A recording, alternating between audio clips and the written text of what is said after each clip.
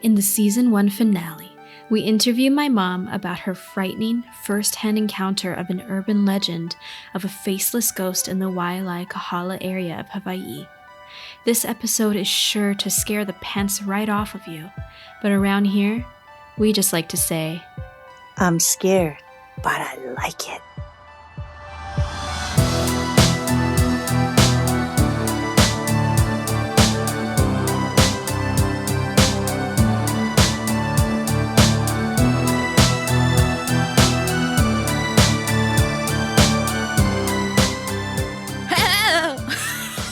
Hello, thank you for joining us for the official intro of the podcast that Chloe just did.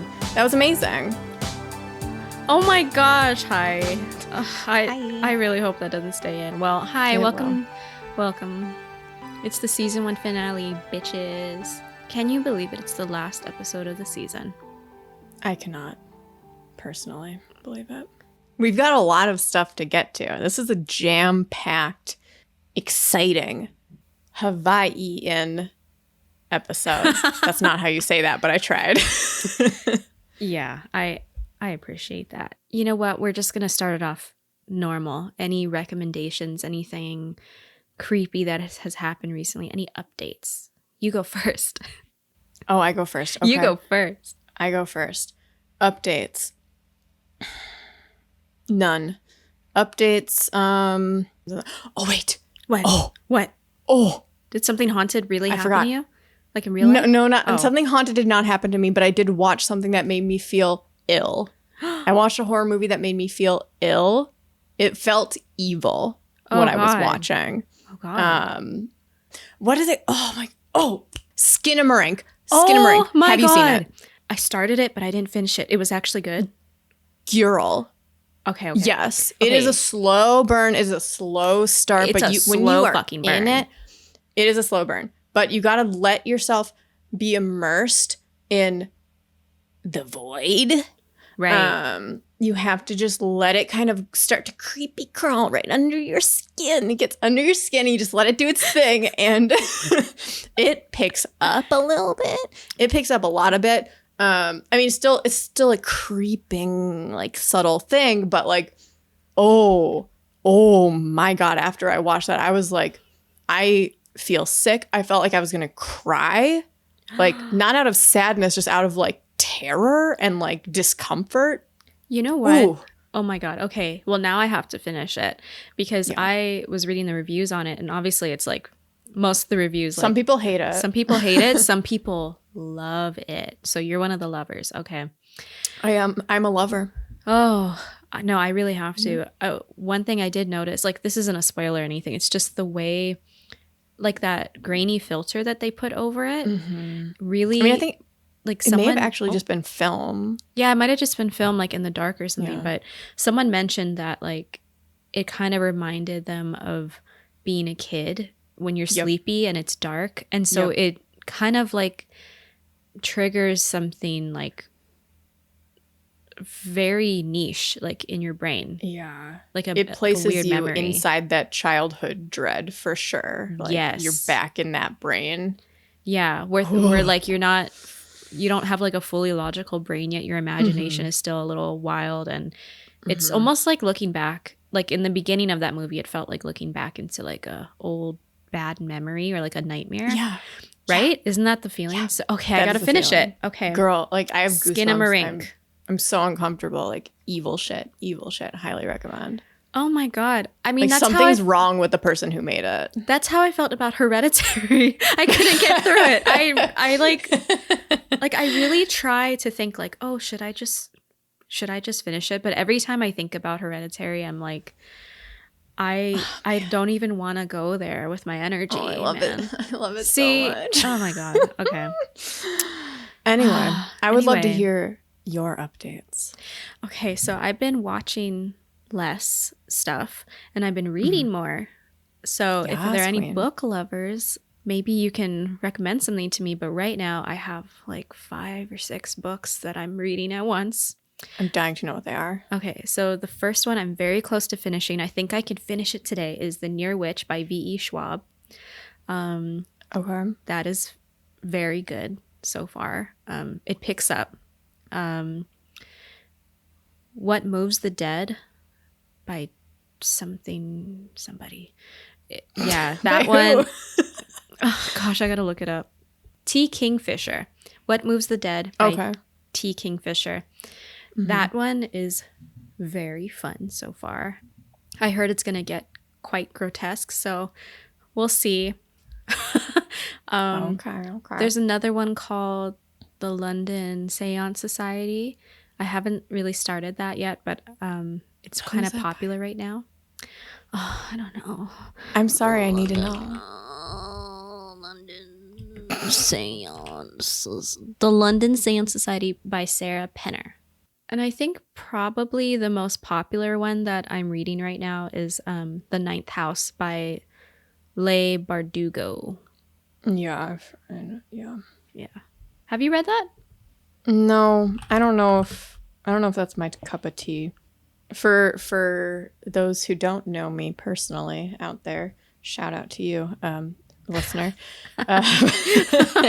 I used to be a book blogger, and I also worked at a bookstore, and my specialty was like weird fiction, sci-fi, horror. So I am very excited by Chloe's horror reading journey right now. However, I've not read any of these, but I will certainly recommend favorites to you once you're done with some of those. I'm not going to add to the pile right now. Wait. But you might have read this one. I forgot that I'm halfway through this one because it's kind of scary and it's hard to finish it all in one sitting.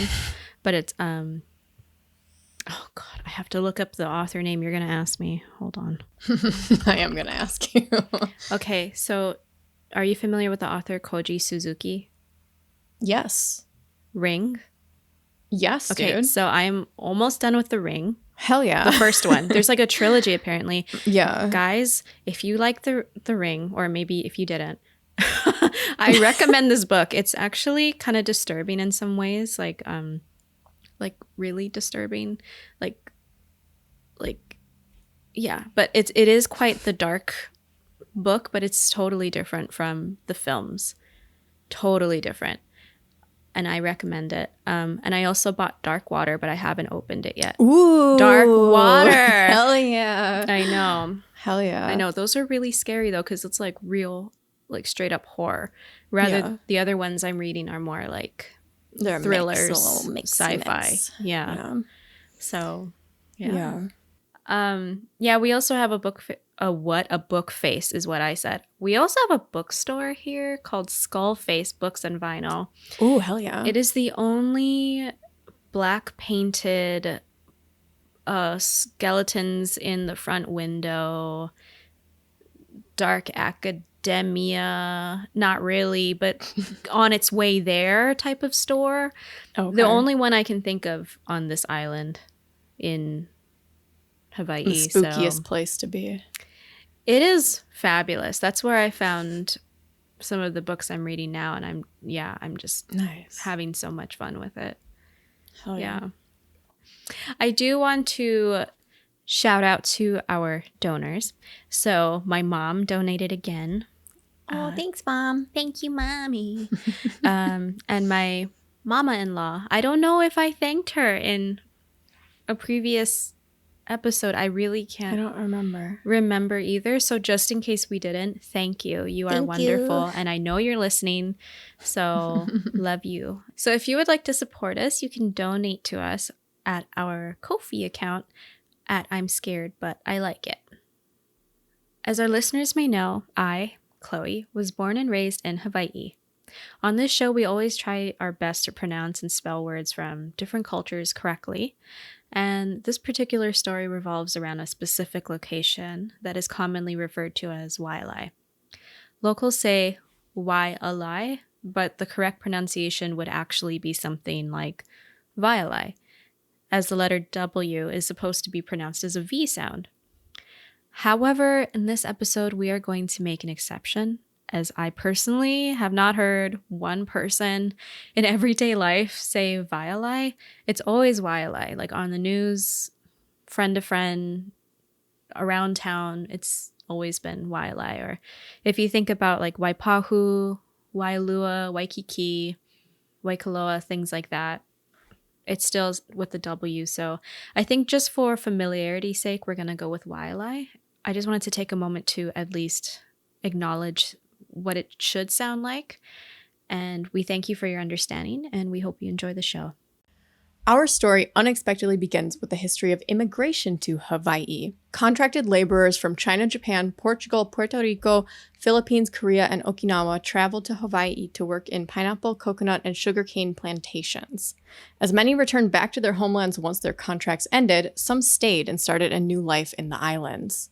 With this new mix of cultures, many traditions, recipes, and even as it seems, ghosts and folklore were brought over from other nations to the islands of Hawaii. But let's fast forward to the year 1959, where the main character of our story makes her first documented appearance. A creepy story unexpectedly goes to print in the Honolulu Advertiser newspaper on May 19th. A strange phenomenon has taken place at a local drive-in theater. The following are excerpts from a newspaper story written by journalist Bob Krause. Quote, "A faceless ghost has drawn packed houses at the Waiʻalae Drive-in Theater since last week when the spook put in an appearance in the ladies' restroom. The story is all over town. Here's how I got it yesterday from a university student who heard it firsthand from a friend of somebody who was at the theater on that fateful night. According to this version, a girl left her car and went to the restroom around midnight to put on fresh lipstick. In the mirror, she saw a figure behind her with long hair and no face. The figure had no legs, only half a body. The girl turned around.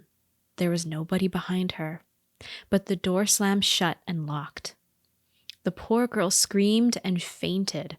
She is now in a Honolulu hospital recovering from the shock." Here's another version of what happened. A woman went to the restroom. As she entered, she noticed the place was occupied by another woman who was standing in the front mirror, combing her long, beautiful hair. The first woman came closer and spoke. The second woman turned slightly. She had no face. The first woman was so frightened she ended up in the hospital with a breakdown.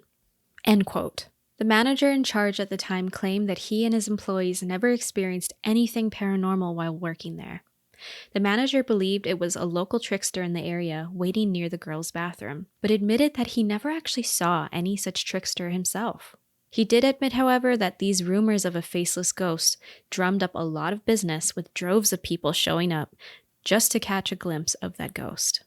And it wasn't long until rumors of seeing this entity at a nearby intermediate school started to circulate as well. When I, Chloe, shared with my acquaintance that we were doing an episode on this topic, she became very excited. She told me she remembers hearing about this incident from her friends at the time, and that there really was like this girl who like saw some sort of creepy ghost thing and ended up in the hospital. Like she really did have a nervous breakdown. So that was interesting to me, that like this person that was featured in this article was real, and it wasn't just like some fiction thing. Apparently it wasn't some fiction thing just written up for, like a cool story to buy some papers or boost a business or something. It does seem like it happened. So I thought that was pretty interesting. So if we are to regard this encounter printed in the paper, the endless rumors and hearsay around the area, and the ghost almost becoming a joke or something fun to scare your friends with when going to the movies, it would probably be safe to certify the story as an urban legend. And for decades, the story was considered just that, an urban legend. That is, until one night when a stranger telephones into a local paranormal radio show. This brings us to the late local Hawaiian historian, author, and folklorist Glen Grant. Glen was and is still known today for his Obake Files series, Obake meaning ghost in Japanese, and Chicken Skin series, the local equivalent to Goosebumps. In the early 1980s, a local paranormal radio show gets a phone call from a woman asking about the Waiʻalae Faceless ghost. At the time, Grant didn't think much of the urban legend, but had read about it in the past. The caller went on to share her experience, stating that the entity had red hair with no facial features. This show was the catalyst for Glen's further research into this urban legend. He became so interested in this topic that he featured various encounters and theories about what this ghost could be in his books. Glen and his research will be referenced quite frequently throughout today's show as we travel through possibilities and try our best to fit the puzzle pieces together. The puzzle pieces we need to begin solving this mystery can be found in the real, first-hand experiences of everyday people who claim to have encountered the entity. So let's start first with probably the best eyewitness testimony we've come across in our research. We had the absolute pleasure and honor and delight of interviewing none other than Chloe's cute mother. And she is my mother too now. Yes, she is. What you are about to hear is the interview between Chloe's mom, Chloe, and myself. Buckle up because this might not only scare the crap out of you, but make you laugh too. Hello. Well, you don't have to smile if you don't want to, Mom. She's allowed to smile. I just noticed you did it right when she's just excited. It's showtime, baby. I'm just so excited. It's showtime. Yeah. No, I just want you to feel comfy. So, Chloe, do you want to introduce us to our guests that we have here today? Oh my God, yeah, I do. So, everyone, I am so pleased to introduce my very lovely, extremely haunted mommy. Hi, Mom. Hello. Hi, Mom. Hi. Hi, welcome. My mom is so cute. She has donated to us a couple times. She listens to every single episode that we put out. And she's also probably one of the most haunted people I've ever met in my life. And I love her for it. And one of her stories has to do with this legend. So, Mom, take us back to 1980, whatever. What happened? Chloe, would you like to tell the people your mother's name? Or is that a secret? Oh, shit. Sorry, to my mom. To me, she's just my mom. So my mom's name is Cynthia. Hi. Hi, you guys. Thank you for being here. Yeah. Oh, it's a pleasure. Okay, so do you want me to start? Yeah, tell us what happened. It was like in the 1980s, yeah? Yeah, I think it was like in 1985. Okay. My ex-husband then, we were dating, and we decided, hey, let's go to the Waiʻalae Drive-in. And it is a really huge drive-in. We just wanted to get out and have fun and sit in the car and eat food and talk story, maybe have a glass of wine or something that we legally brought in. But anyway, we got there very excited, very happy. We parked in a very, I guess, was a pretty desolate area of the parking lot where there was no other cars. But we had those speakers that you would, hang on to your window from the outside. So we did that, and then we were just so happy. I had my blankets, I had my stuffed animals in the car, and the movie started. And the crackling of the radio, the thing that you put on the speaker was so raspy sounding, but we couldn't make it out. We really didn't give a shit. We was just having fun. And so about a few seconds into, not seconds, about maybe a half an hour into the movie, I told him, I need to go to the restroom and I'll be right back real quick. So he says, okay. So anyway, it was very dark, but I could see where the bathrooms were, and in that same building is the concession. So I went over there and I walked in the building, and there were workers, and I saw the sign, women's restroom. So I went in, and when I went in there were stalls, and the stalls were kind of white, and the paint on the stalls. And I saw this lady, and it really caught my eye because the restroom wasn't that big.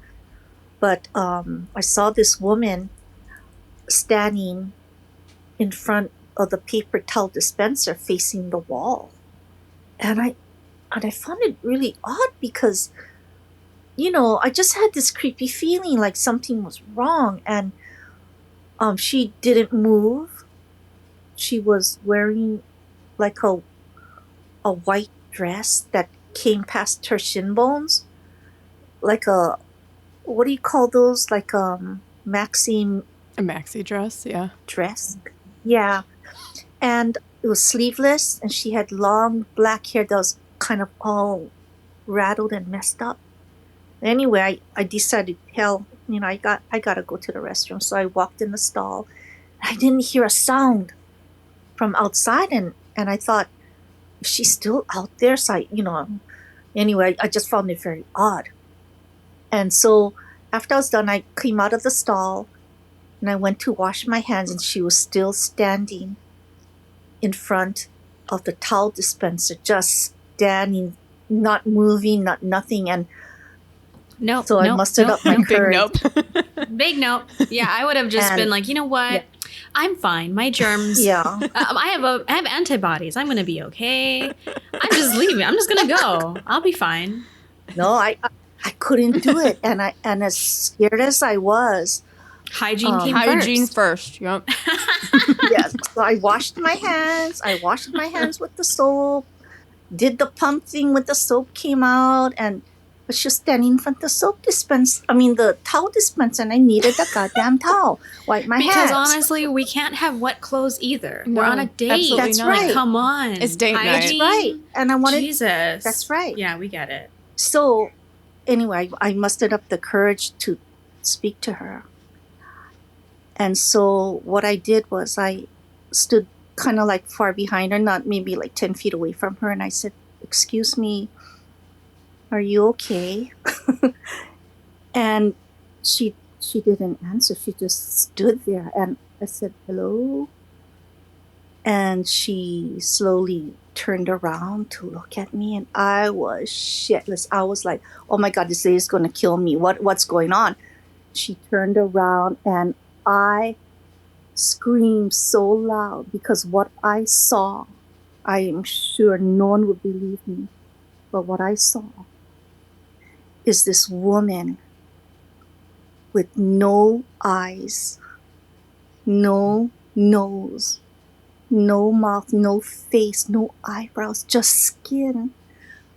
And I ran out so fast like a crazy wild banshee in the parking lot.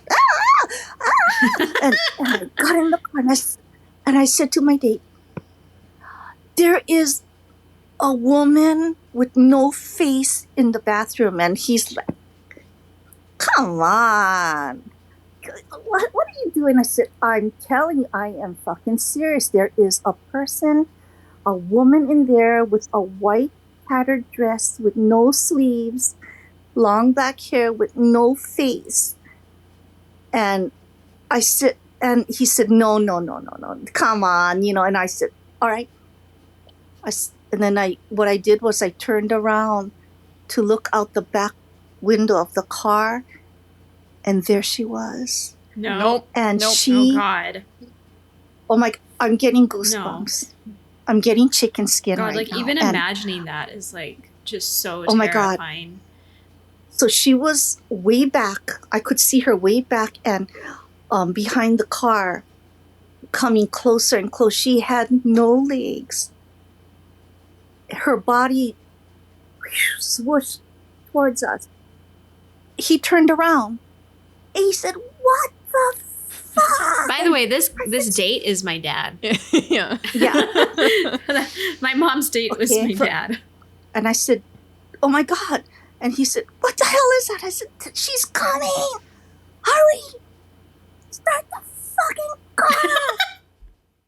And so, you know, he turns the key, the ignition key, and it like there's no battery. It just won't turn over. And he did it several times. And that lady, whatever that ghost was or anything, was swooshing closer to us till she was almost like, I don't know, 30 feet in the back of our car.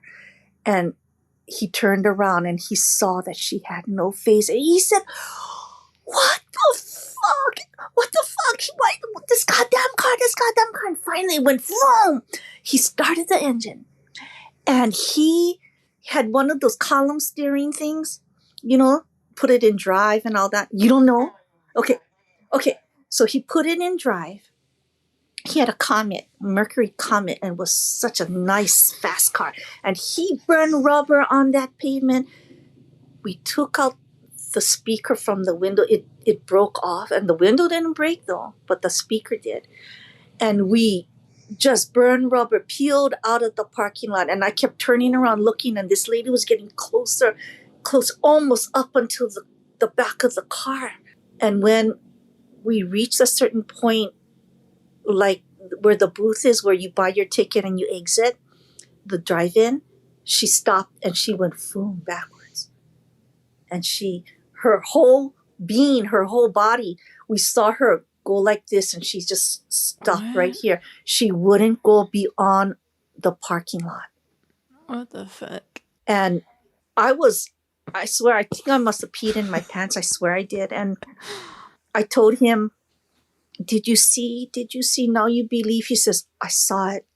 I can't believe it, but I saw it. And we went home, and we were telling each other, I mean, did we imagine this? Did we psych each other up to be so afraid that I made you see what I thought I saw? And he said, no, I saw it. And I said, I want to go back there tomorrow night. I want to confirm. You're crazy. I want to know if that's You're what he absolutely said. nuts. He said, Yep. He said, oh man, no way. I'm not going back there. I said, please. I said, spirits love me. I just haven't have a connection to them. And so he said, okay. Mom, that's we'll like go how crazy. many dates had you been on gotta so be far? Like, did he know what he had gotten himself into at this point, or was he like, what the No. hell? For anyone who's interested, my mom is an Aries, so that explains a lot. I don't know what that means. That means that me too. That means that she's insane. Oh, okay. Shout out to all of our Aries listeners. Love ya. Anyway, go on. So you went back the next night. So the next day after work, when we got home, we both took our showers and put on fresh clothes and whatnot, rested a little while, then we headed out to the same drive-in and to the same area where we had parked the night before. So we got there, we had a plan. The plan was, if we see that entity, then we know that we're going to have to burn rubber, get out of there, and then we would know that what we saw was real the night before. So the plan was, if we saw her, we would take the speaker off the window and we would drive out. Okay, so when we got there, the sun just had set, and so the movie was going to start in maybe 20 minutes. And anyway, we're talking Star, and it felt pretty safe because there were other cars in the parking lot, but far away from ours. Nobody on that side, where just like the night before, there was no cars around our area. So we didn't feel anything strange. I mean, it was like something so normal, like we were happy, and we didn't have goosebumps. And I told him, listen, about half an hour into the movie, I said, I'm going to get us some burgers and fries from the concession stand, okay? He says, you're going to go out there? And I went, yeah, why? Why? He goes, no, I'm just saying. I said, it's right there. It's like a minute walk to the concession. Okay. So I went over there and I got the burgers and fries and drinks, and I didn't feel strange at all. And I came back and he said, saw anything scary? And I said, well, maybe the guy behind the counter, but, Savage. Damn, Mom. Because he was kind of like just wow. staring at me, and I went, oh. Hello, just give me my burgers and fries. Just And thank you very much. I love like Yeah. like how you set up the environment in your stories. Like you really give us the full picture. It's just I walked back to the car, got in the car, and I was so happy. So I gave him his burgers and fries, and all of a sudden we felt really strange, like something heavy in the car. It was a heavy, dark feeling, and I went, "Oh no!"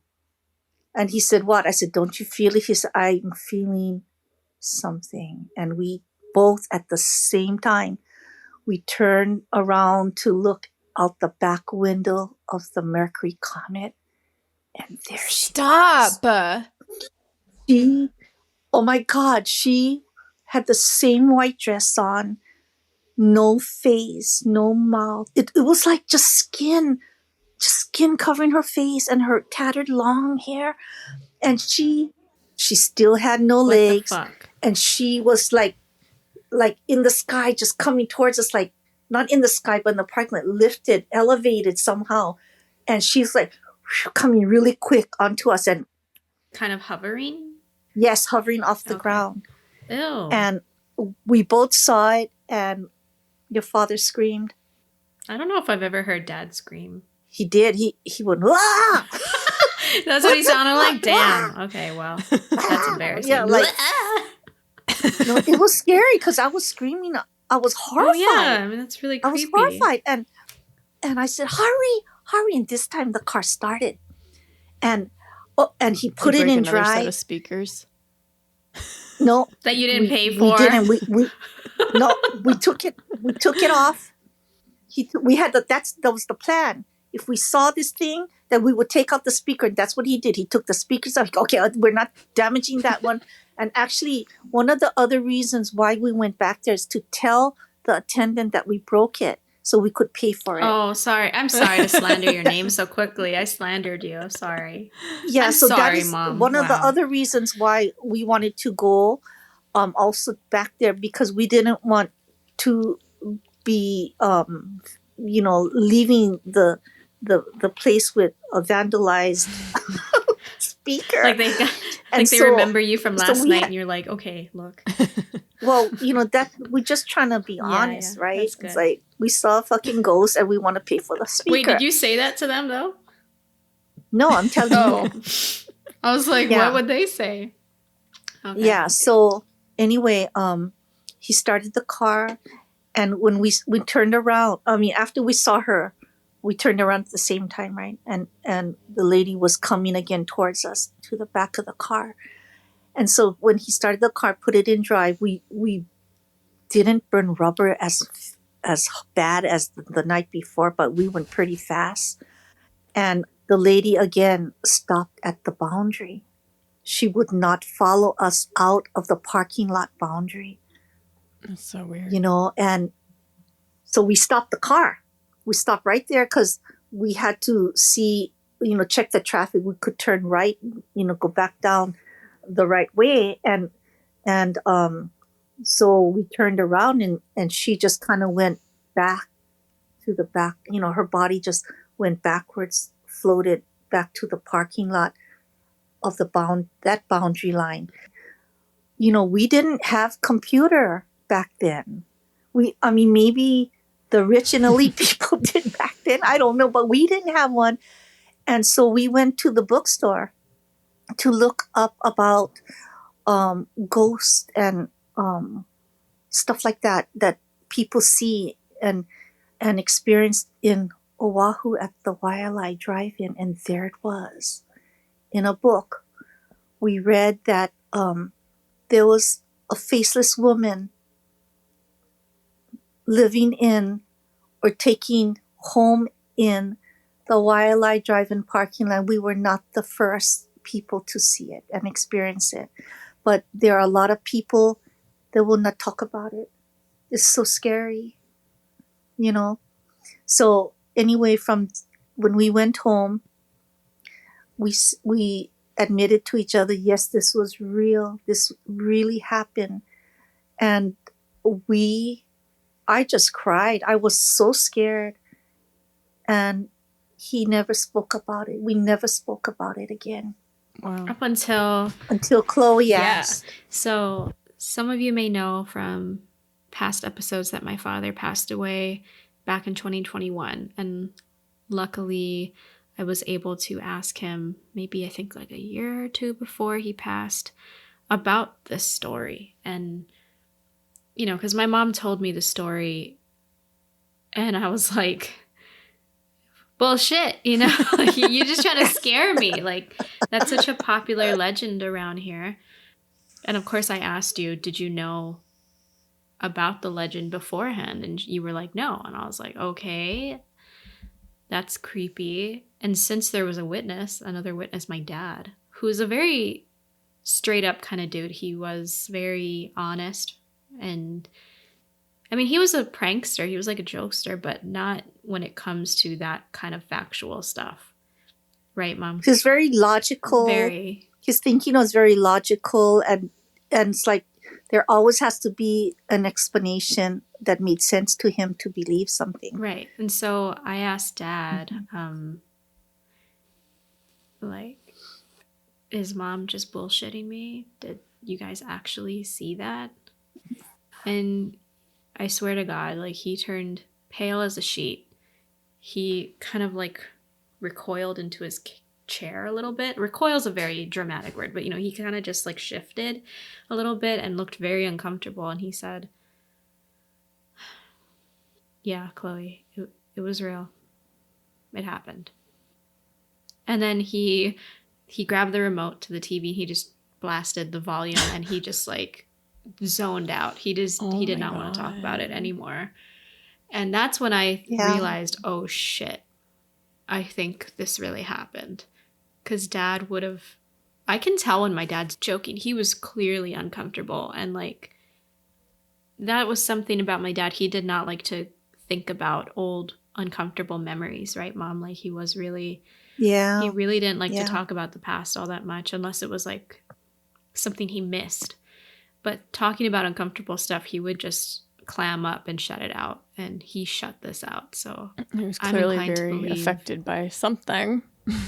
Something happened. You guys saw something. Yeah. Oh my God. Gosh, Mom. Thank you for telling us your story. Yes, thank you. Yeah. I'll never forget it. It's really chilling to the bone for me. Because all I wanted to do was go to the movies and have a burger and fries. She just wanted to eat her burger. Yeah, I said, get your own The very burger. nice man made her a burger. Not creepy at all, guy. Made her burger and she was like, let me eat my damn burger. But she had no face. Oh, yeah. Yeah. I think that I just feel that something tragic happened to this lady. And I felt really scared in the 2 times that I saw her. But then I thought to myself, I felt so sad. I felt sad for her because I don't think she wanted to hurt me or Alan. She was looking for acceptance, acknowledgement that, hey, I'm here. Stop. So it felt like sad energy. I was horrified, but then after I calmed down, after those 2 episodes, I felt sad. I felt very sad for her. And however way she got stuck in that bathroom, to me, it's like something, I feel just like something bad happened to her. That's interesting that you felt that way after. Like, that's what it really seemed like. Interesting. Yeah, I was ready to, help her if somebody had hurt her. Like, you thought it was a real person at first before she turned around, yeah? Oh, of course. Yeah. I thought, oh my God, I got to rescue this lady. Something's happened. Yeah. I mean, like if I saw like a disheveled young woman just kind of facing the corner I really of the felt bathroom. like something horrible happened to her, like somebody physically hurt her or Messed with her, yeah. You know, so that's why I asked her, are you okay? Wow. Yeah, oh God. Oh, Whew. good job on you for, like, approaching her, because I feel like most people just walk out and be like, nope. Yeah. A lot of people But- would nope out of that. Yeah. Did you tell any of your like friends or family about the experience that you had afterward, or did you kind of keep it to yourself? I did tell my boss what happened, and they kind of just let it roll off their shoulders. They weren't really interested. And I really didn't talk about it at all. What would you say to people who don't believe in this kind of stuff? What would you say to disbelievers? Well, I really don't know what to say, because people are going to believe what they want to. And until it happens to them, then they'll understand. You know, you can't explain why these spirits or entities come out towards a particular person at a particular time. I think for me and Alan, she wanted company. I think I didn't have the feeling like, hey, get off my land. This is my space. What are you doing here? I didn't have that kind of feeling. But of course, I was horrified to see that this lady had no face, and how it became that when other stories that I've read said the same thing. There was this lady with a white dress that had no face. Just, I don't know if you're like an attractor, or like, I don't know. Or maybe there's a part of you that's like more open to this kind of stuff, but I don't know. You just used to talk about stuff from as long as I can remember. I have experienced so many things. Yeah. I mean, it's so many things. Yeah, it just seems super normal to me. But I guess to other people, it's like, oh God, what? Yeah. What happened? What did you see? I'm like, oh. I don't know anybody who has really had paranormal experiences. At least not major ones. Yeah, except for you all. Yeah. Yeah, in Hawaii, it's a lot more common. We know a lot of people. Yeah. Or at least we've heard a lot of stories over the years where it just feels a lot more common here. I guess one question, I mean, I realized that you saw the faceless ghost in multiple locations, obviously, because she hung out in the parking lot as well. But I'm just curious about what the lighting in the bathroom was like. Like, was it like just typical, like bright ass bathroom, or was it like dim? How good of a look were you able to get? It was very bright. Very bright. Okay. And what was so scary about it, because I'm just a really fraidy cat anyway, right? But it's that everything in the bathroom was painted bright white. Okay. Okay. Just extra reflective. I mean, just the bright lights above. I think it was fluorescent lights. I think it was. It's like a horror movie. Like, it's very artistic, this setting that you're in. Yeah. It's very aesthetic. Like Ju-on, right? Yeah. Like Ju-on. Jesus. Yoko. This happened before any of those movies came out, to be I know. To be fair. I mean, like, that wasn't really so like an image that was just in your subconscious. That's true. And she was thin. She was thin. How tall? Wait, so how like tall her was she? arms were thin. Hard to tell. She looked like she was like 5'4", 5'5", around there. So when you did end up seeing The Grudge or The Ring later on in your life, were you like, oh my God, PTSD? Were you traumatized? Were you just like PTSD trigger? Yeah, The Ring, where that thing came out of the well. Oh my You're God! Like, I know her. Oh no! Oh my God, she's in movies now. Oh my God, good for her. I know, she's really made a name for herself. Jesus. Oh my God. All right. Oh, that was so scary. So, Mom, just to be clear, you think this was probably a spirit? What do you think it was? Do you have an explanation that you've conjured up in your head for what you witnessed? Well, she definitely was a spirit, but I don't know if spirits can be seen. So... That's an interesting thought. I saw her. I saw her.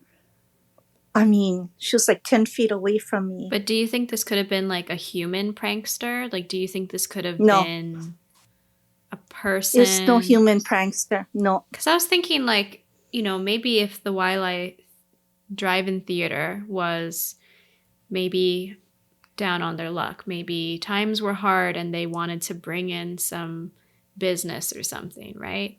You know, that had crossed our minds too. Yeah.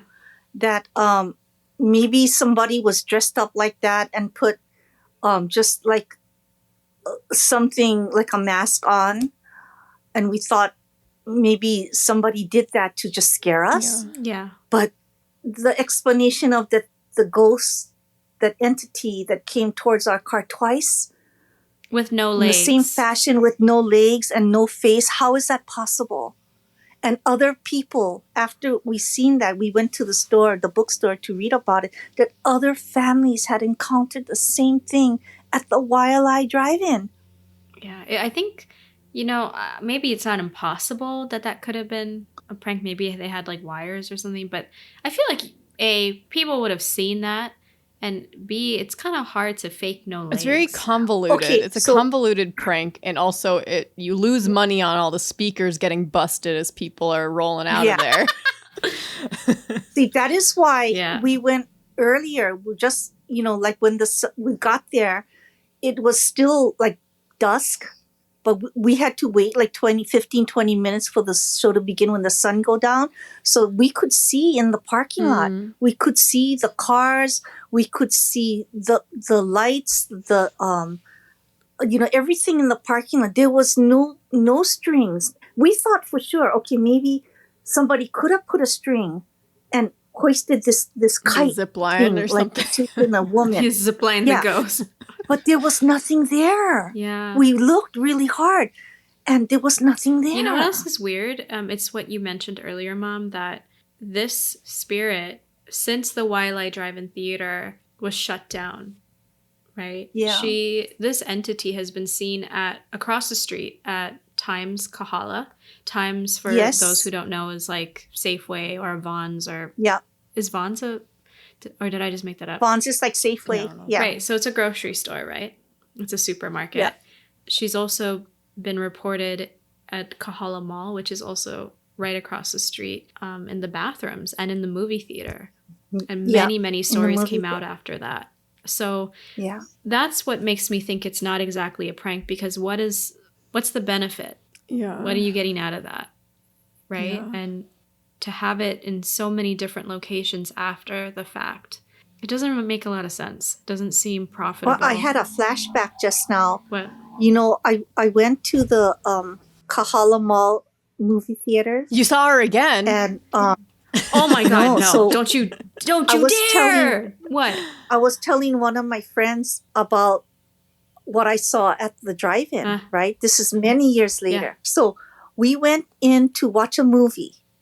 And he said, oh, I forgot to tell you about his friend and his family, that they were in theater number 8 and they were watching a movie and they had sat like in the middle of in the middle row. Yeah.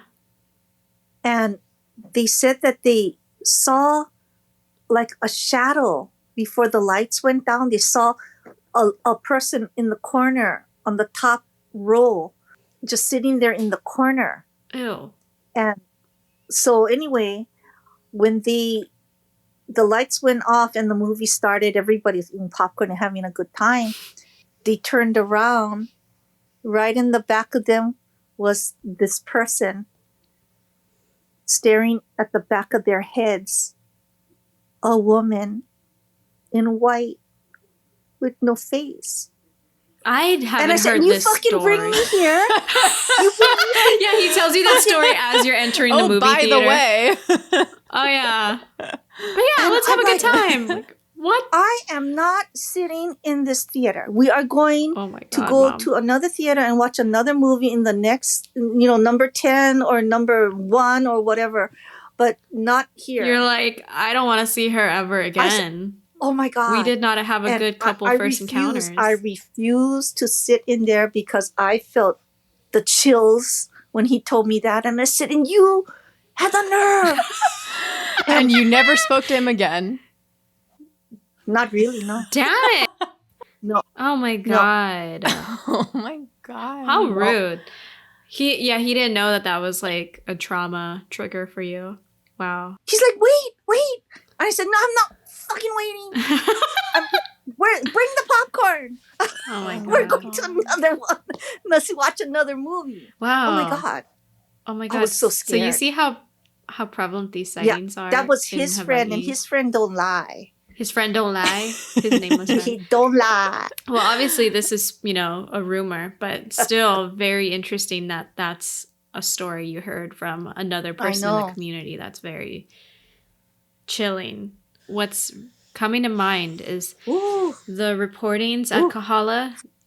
They usually involve her in the back row in the corner. Yeah. And I believe the theater was number 8 or number 9, one of those. So that's fun. Yay. Yay. That makes it more correct. And that is scary because I still go to Kahala theaters and watch movies. And now I'm scared. Actually, past few times I went to Kahala Theater, like I knew that we were going to do this episode, right? So the past few times I went into the bathroom by myself, right? And I was like, you know what? I'm gonna just say, hey girl. Okay, so I walked in and I was like, hey, okay, girl, I don't want to see you. I need to use the bathroom. And I was just like, and so whenever I'd come out of the stall, I'd just be like, hey. I'd like look to my left and my right. I'm like, hey, you there? No? Okay, good. Thank you. And I'm like washing my hands. I'm like, okay, bye, peace. And I just did that every single time because like that's my way to cope. Yeah, there you go. I'll never go in the bathroom. When you gotta go, you gotta go. Like, you know what I mean? No, not me. Not me. Like, I'm all about convenience. Not you. You just hold it in something. like a camel. That's fine. Oh my That's God. fine. I would not. No. To our beautiful treasured listeners, don't hold in your pee, even if well, you know what? If the bathroom's haunted, that's your choice. It is your choice. Your body, your choice. Your body, your choice. That's right. Your bladder, your choice. So, well, before we release you, that sounded weird. That sounded back like into the wild. Back into the wild, back into the paranormal wild you go. Well, thanks, Mom. Yeah, thank you. That was cool. Nice story time. I'm sure we'll hear more creepy stuff from you in the future. But wow, what an honor. Thank you for letting me share. Yeah. Oh, yeah, what an honor to have you. It was truly an honor, and I'm so excited that we finally got to meet. And I'm excited everybody's going to be able to hear your story firsthand. Yeah. Yeah. I'm so happy right now. Yeah. God, I love her. Isn't she the best? Mom, thank you so much for coming on our show and sharing your story. How incredible was that, you guys? Oh my God. Wasn't that amazing? Ugh. Anyway. God, that's probably one of the creepiest firsthand experiences I've ever heard from anyone. That was wild. It was. So before we move into our theories, let's hear about other people's reports of this entity. You'll notice that the characteristics and behavior of this entity change from story to story. We'll discuss this a little later in the show. This is an account from Reddit, in the No Sleep subreddit from Mayonnaise. Love her. Shout out. I don't know anything about her. Sorry. Okay. All right. So they share the following. During its prime, the Waiʻalae Drive-in Theater on Oahu was where my grandparents and parents would go to watch movies. As the local legend goes, the ladies' restroom at the drive-in was haunted by a woman with long hair and a featureless face. We know that. The drive-in has since closed down and been turned into housing across from the mall where I work. I'm a server at a busy restaurant at the mall, and while the tips are great, every once in a while I miss the last bus home and end up spending a good portion of my earnings on a cab ride. One night, I got out of work late and ran with blind hope towards the bus stop in order to try to catch that last bus out. As I got closer, I felt a great sense of relief to see another lady sitting on the bench at the bus stop. Not only was I going to make it onto the bus, but now I didn't have to wait alone at the creepy unlit bus stop late at night, which just so happens to be in front of a cemetery. As I approached the bench, I noticed the lady was a bit older than me and frail. She was wearing a beautiful long mu'u, which is a traditional Hawaiian dress that is not as commonly worn as it used to be, so I figured that it was part of her uniform and that she most likely worked at one of the shops at the mall. She appeared to be slightly slumped over, probably exhausted like me from life's never-ending work, so I decided to give her some space and sat on the rock wall bordering the cemetery instead. As I sat waiting for the bus, I couldn't help but get this eerie feeling as if someone was watching me. I turned around to look into the cemetery and saw that nobody was there. It was just me psyching myself out as usual. I took out my phone and started checking my Facebook to keep me distracted until the bus came. Problem was, the bus never came. About 20 minutes into waiting, I slowly started to accept the fact that this poor sleepy lady and I had probably missed the last bus out. I finally mustered up the courage to disturb her slumber and walked over to the bench where she was sitting. "Excuse me, do you know what time the bus number 1 will be here?" As she slowly started turning towards me, I immediately regretted asking her. Something was not right. I could not see her eyes in the dark, just pale flesh where her eyes should have been. There was no mouth on her face to give me a response. I stood there frozen in terror for several more seconds before I was able to get my legs to carry me away from the faceless creature with long, dark hair. I never went back to that bus stop again. Oh, gosh. Ooh, You know, how the fuck do you get home from work then? And mayonnaise. She probably waited at the other bus stop like a block or two down. But Okay. I actually know where the specific bus stop is and where that cemetery is. And it is a very creepy, poorly lit area. Hell no. So me imagining that, oh my God, that is so creepy, dude. Ew. Hell no. Hate it. We don't like it. We're scared and we don't like it. So actually what's interesting is that in Glen Grant's book, Chicken Skin Tales, Glen tells of a very similar experience, but this time with 2 young men who just came from seeing a movie like across the street at the local mall. So that's kind of interesting that more than one person is reporting to have seen a faceless entity at that bus stop. This bus stop was actually located right next to, just right in front of the cemetery called Ocean View Cemetery. And Ocean View Cemetery was located right next to where the Waiʻalae Drive-in Theater used to be. It's the exact area. So, I hate that. That is very creepy.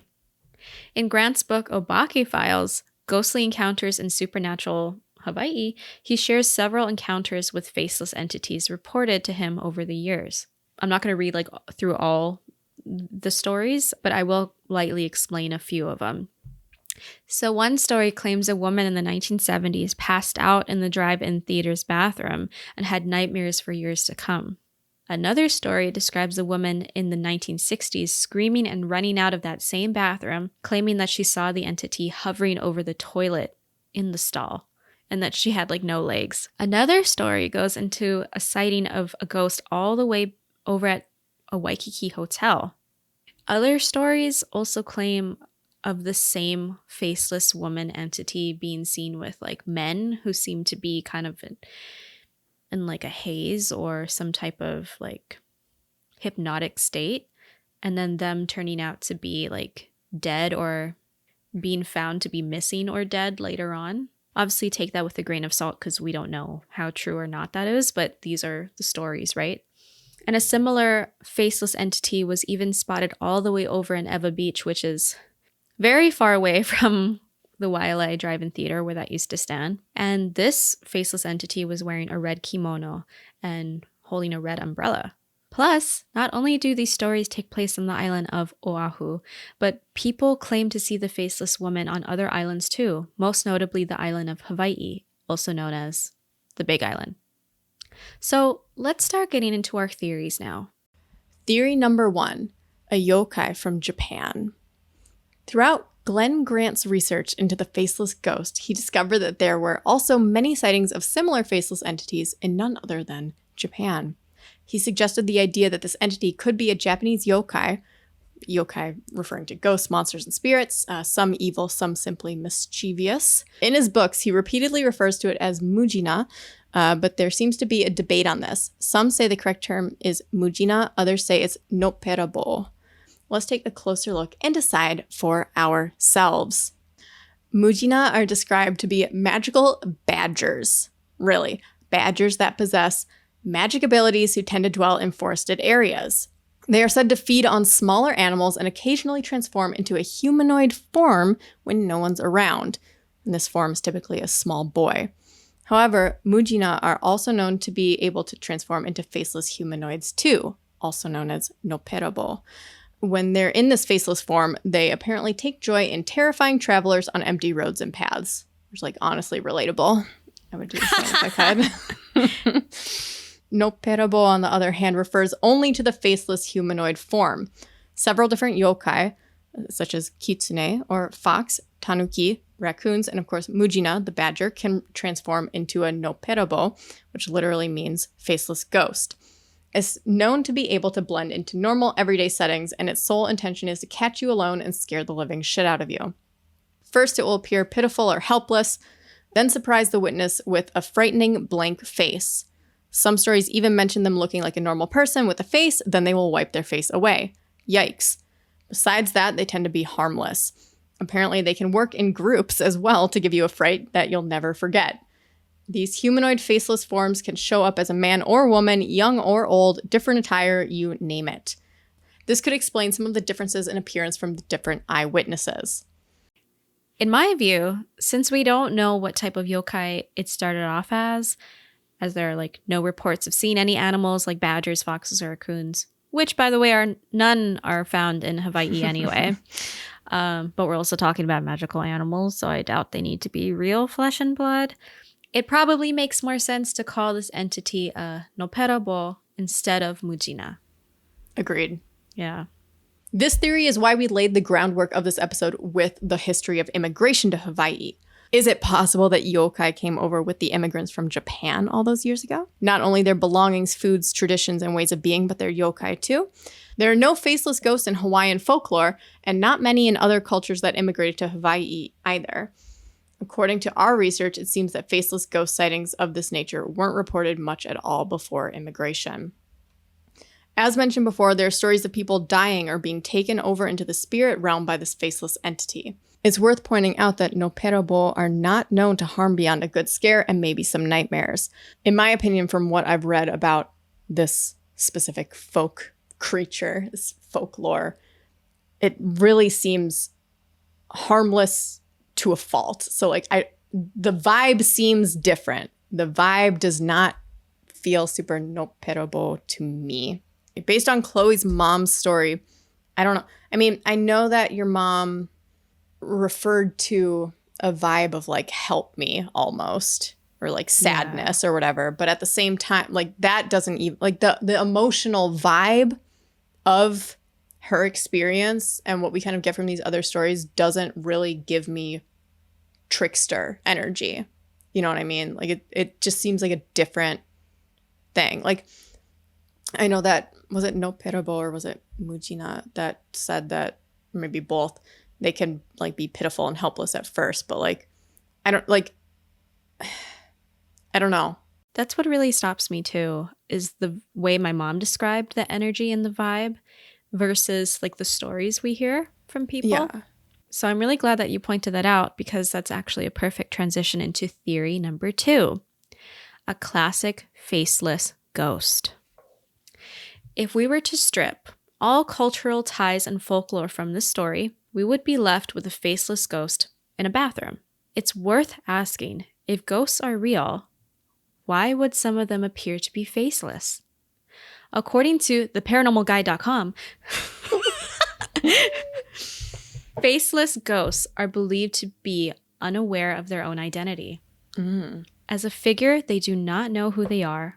All actual memory of who they were is completely erased, a form of spiritual amnesia. It is thought that they are the result of someone who was unable to get past a shocking life event or tragedy, and at death somehow forced all memory and recollection from themselves. So in my opinion, perhaps there is an unmarked grave or unsolved crime that could be the culprit. You know, sometimes you hear of like these gruesome crimes or circumstances where the victim is known, like we know who they are, but when they find the body, like physically the face was like eaten away by animals or decomposed. There are stories like that are just really grotesque, but that happens. You know, like animals will come and eat, or you get it. You get natural causes. No, I think we know what you're putting down. Right. So either, I think that would make the most sense to me. It would have to be like some sort of like unsolved crime, an unidentified dead person, or something happened to their face physically. So where would this ghost have originated from then? Many believe it could be a spirit from the graveyard we mentioned earlier, next door to where the theater used to stand. Ocean View Cemetery is a small, old cemetery, over 100 years old, right next to the freeway and behind what is now a storage place and a popular local chain restaurant. So I went through the cemetery's burial registry and did find one grave that kind of maybe could have some ties. It's the only one that really fits. Dude, I'm such a girl boss for doing this research. I mean, don't get me wrong. There are younger women buried in that cemetery, but not a lot. Mm-hmm.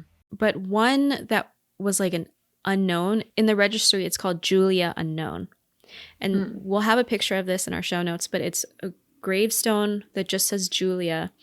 And then it looks like it either has like Japanese kanji or like Chinese writing on it. And kanji comes from Chinese written language, so I really can't tell which one it is. And it's kind of like faded out and all that.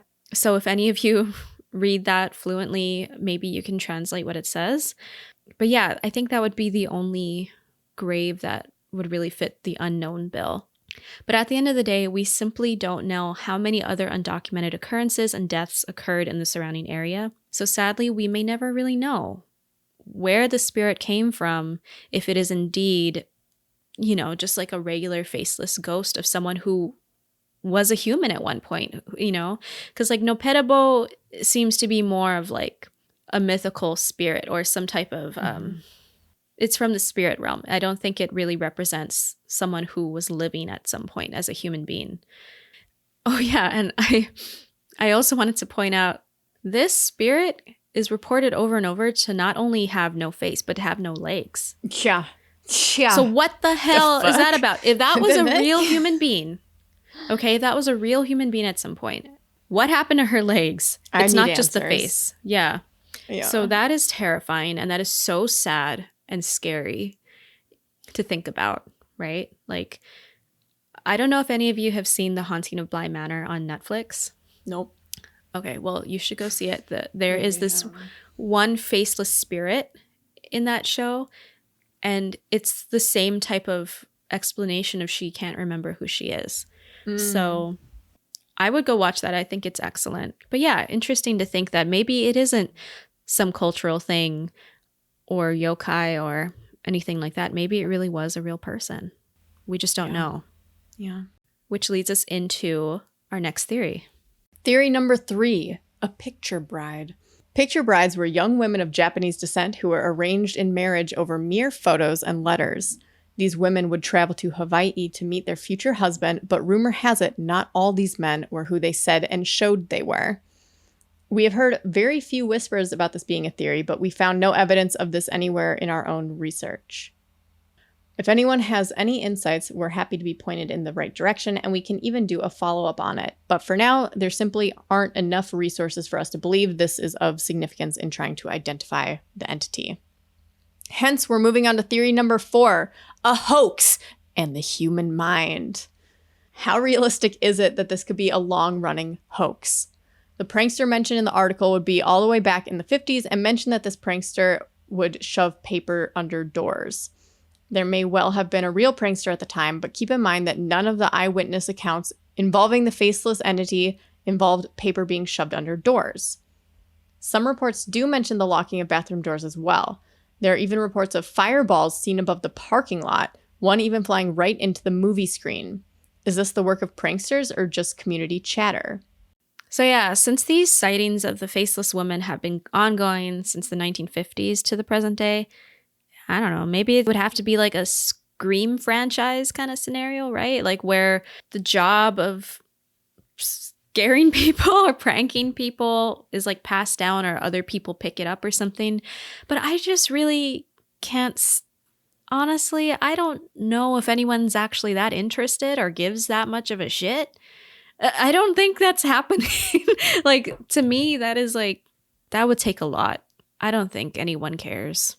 So we presented a lot of these stories, a lot of the history of it, but we want to give you something, just a little something to chew on, just something to think about. Over the course of the episode, you may have noticed that many of these encounters possess similar qualities, but the devil's in the details. We have to ask ourselves why this entity has shown itself in different ways and behaved differently in each of these scenarios. So let's review the reported qualities and behaviors of this entity. Behavior. Some report she's combing her hair, or standing in the corner by the bathroom mirrors, sitting or standing in the bathroom stall, hovering above the toilet in the bathroom stall, banging on doors, turning to expose her face, pulling her hair back to reveal her face, chases the observer, does not leave the property but shows up in dreams, stands next to people, takes them to the ghostly realm, whatever that's called, scares people, appears helpless. That seems to be a trend, appearing helpless, and throwing up or being drunk. I didn't mention that earlier. When was this? I didn't mention that earlier. This is part of the Waikiki story. So if you would like to read these stories in full, the names of Glen Grant's books are in the show notes, and so is a link. Appearance: white or pale, faceless, rounded and smoothed over. One report reported like a gaping black hole of Hell a face. no. That's even creep. no. That, like, they're both terrifying, but a gaping black hole, like that. No, that's pass. just like next level. Some report her to be younger. Some report her to be elderly. Hair: beautiful, silky, long black hair. Disheveled black hair. Gray hair. White hair. Red hair. Do you see why we're pointing this out? Because it's really different. Body: slim figure. No feet. Most of these stories agree that she doesn't have feet or legs. Attire: a kimono, either white or red. A regular white dress. A green evening dress. Mu'u, or holding a red umbrella. There only seems to be one account where she's holding an umbrella. Very specific. Yeah. It's very specific. And auditory: she's either silent, she's either crying very loudly, or asking for help. Is it possible that the sightings are different because the energy that is there is presented to us in similar ways, but adjusted to our individual lenses? Paranormal or not, we can all look at the same object, person, or situation and perceive it and remember it differently. Some of us even see colors differently from others. So is it possible that ghosts are a type of energy, either sad, angry, peaceful, etc., and that our own minds and brains perceive that energy in our own way that would make sense to us? I know how far-fetched that is, but what if we just asked that question, right? Because why are some people seeing A, B, or C, and other people are seeing something else? It's kind of strange. If we were to entertain the idea that a noppera-bo's main mission is to frighten someone, and it can appear in any variation of human form, could this explain why it adapts and appears to us differently? If it's a noppera-bo, that would have to be a very specific situation. Or can it all be left up to human psychology, seeing what we want to see? Could it simply be the effects of fear on the human brain? Even Grant goes on to say, quote, "To the victims, the racial background of the faceless Obake might really seem unimportant, but to the collector of Hawaii's urban folklore," he's referencing to himself, "such a connection with ancient Japanese traditions illustrate the marvelous power ghost stories have in influencing what people believe and see." That's what I kind of appreciate about Grant, is that he was very skeptical. I don't think people realize like how much he really chalked a lot of it up to just like humans just, creating stories. Mm-hmm. But that also brings us to the eyewitnesses like my mom, who didn't know about the urban legend beforehand. She was just going into the bathroom. She had no idea that urban legend was like even like a rumor around that part of town. So what about them? What about them who didn't have a preconceived notion already planted in their heads, right? That's where I get stumped. These are the questions that need answers, which may never come. All we can do is provide the information and the various possibilities if we were to have an open mind. And at the end of the day, dear listeners, we'll let you decide for yourself.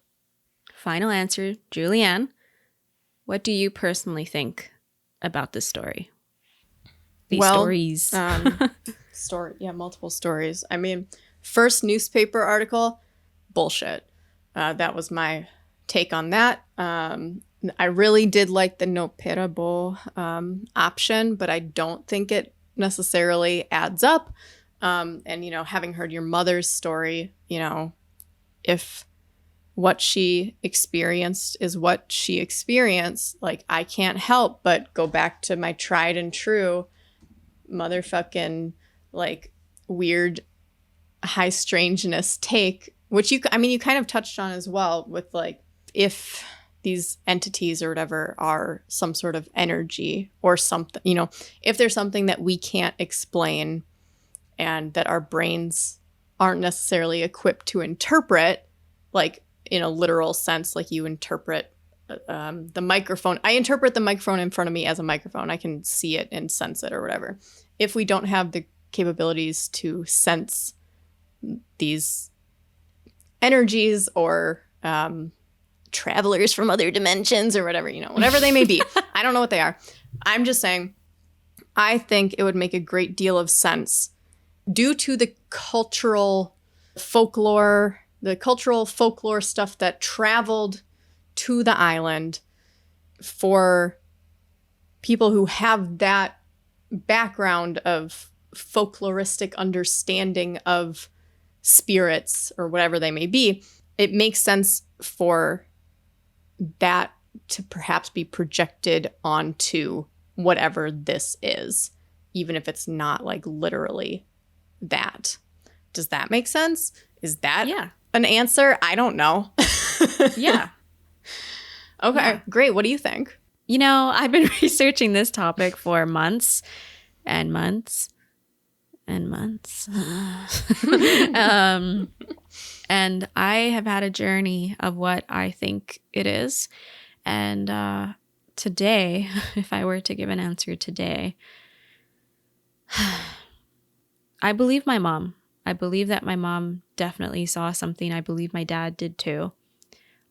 Maybe I'm biased because that's my family, but I don't know. For some reason, I just believe them. Or something happened that really freaked my dad out and my mom. But where do I even start? So the idea that it could be a noppera-bo, that not only do we bring over our belongings whenever, people immigrate or whatever, traditions and stuff, we also bring our folklore and our beliefs. I think that's a clever theory to say because it really does align with some of the characteristics of a noppera-bo. It's just so far out there. I mean, I think these stories are really good just on their own. Like, they don't need to be that heavily scrutinized and explained away like we're doing. But we're doing it just because someone has to at some point. I just don't know. Because it's like what my mom said, the feeling of that entity felt very sad and longing or lonely. And I just don't know how much I really believe in like folklore figures. I think they're really fun, and I think they're very interesting, like tradition wise and culturally wise. Oh, wait, I said that really weird. But like for something you said to that perfectly. Thank you. For it to like manifest in like a way that people can see it or experience it. I guess there's just a part of me that's like, it's really hard to believe that it could be like something that humans created, like a type of creature that like was literally fiction at some point, or still is fiction. Yeah. What would make more sense to me is that maybe if this thing really is being cited by people, maybe it was a real person at one point. That would make more sense to me if we were to say that spirits and ghosts exist. I lean, you guys know me over the season. I think I definitely lean towards it. It probably is real on some level. That's just my personal opinion. I think what really just stumps me though is like that people see different versions of faceless ghosts all over the island. So I guess that would mean it's not the same faceless entity. It could be like different unsolved crimes or different lonely ghosts in different places around the islands. Yeah. And this one, particularly in the Waiʻalae area, maybe, I don't know, maybe she is like a specific person, because most of the accounts describe a woman with long black hair with like pale skin. I don't really know about the elderly one by the bus stop. That one seems maybe is like a different spirit altogether, maybe. But I don't know. But the other part of me is like, I think most of these stories, if like, I'm really not trying to invalidate anyone at all because I don't know them. I don't know anything about anything. But I think most of this can probably be chalked up to like people scaring themselves. Like, I think you and I talked about this in previous episodes where, when I was like a kid, me and my friends used to get so spooked because we used to pretend this one log down a hill was like some big wolf creature or something. Yep. Or if you kind of have like this preconceived notion like, oh, this is a really creepy place, or I've heard, people say there's like a faceless ghost here, you can really scare the shit out of yourself. Or you can hear something and be like, it was her. Or maybe you see just like some normal Japanese or like some normal girl with long black hair and you just don't happen to see her face. And you're like, and maybe she's just acting kind of creepy. And that was like the story that took off. So I'm not saying all of the stories are typical human behavior and high strangeness. I do think that there are a couple real stories in there, like people who really did see something. But I think a lot of it is also bullshit. Yes. I think at the end of the day, it's okay to say, I don't understand it. I don't understand it. Definitely. But I do believe a few people did see something really, really scary that no one can explain. And no one can take that away from them, whether people believe them or not. Unless a demon comes and takes their memories. They can take it on the next episode of I'm Scared But I Like It. But I appreciate you guys going along on this journey with us discussing this topic, because this has been probably one of the creepiest urban legends in my area growing up. So I appreciate you guys taking a deep dive with us. If you or anyone else has their own encounter with this ghost, please email us at imscaredbutilikeit@gmail.com or DM us on Instagram or Facebook so we can share your story. The more pieces to the puzzle we have here, the better. Exactly. And if you really did see something, prove us wrong, and be like, no, it was definitely real. I can corroborate this, and we would love to hear your story. Yes. Truly. Friends, again, we want to thank you for an amazing season 1 of I'm Scared But I Like It. We'd like to announce that we are diligently working on season 2, which will be filled with brand new hauntings and high strangeness. Keep up with us on Instagram and Facebook at ISBILI Pod on Instagram. And Facebook, you can just type in I'm Scared But I Like It podcast for our premiere date announcement. Plus, maybe even a Patreon announcement. Next season will be another epic season of ISBILI, and we can't wait to meet you here again for more spooky shit. Until then, stay scared and stay liking it. Bye. Bye. Lindsay. Whoa, Lindsay. Lindsay's prego. Oh my God. Congratulations, Lindsay. Congratulations, Lindsay. Bye. Okay, bye. Hey, Chloe. Chloe's working right now. Julianne, listen to this. Okay, you listen to the sound. Julianne? She said Julianne. No, I said Julianne. I heard Leanne. Close your eyes and listen to what I'm going to do. Close your eyes. Okay. I'm closing them. Here it comes.